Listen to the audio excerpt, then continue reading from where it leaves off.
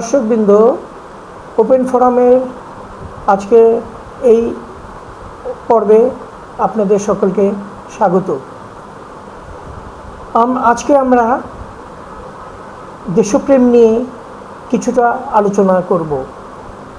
কথায় বলে দেশপ্রেম ঈমানের অঙ্গ।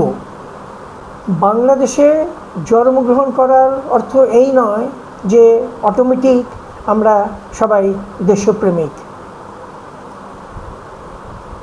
দেশপ্রেমিক হওয়ার জন্যে একটি প্রধান শর্ত হচ্ছে নিঃস্বার্থভাবে দেশকে ভালোবাসা এবং দেশের জন্য কাজ করা।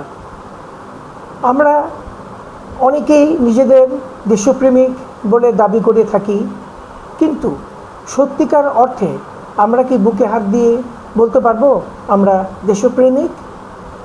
আমরা অনেক সময় দেশপ্রেমের নামে অনেককে মায়া কান্না বা ক্রোকোডাইল টিয়ার্স শেড করতে দেখি।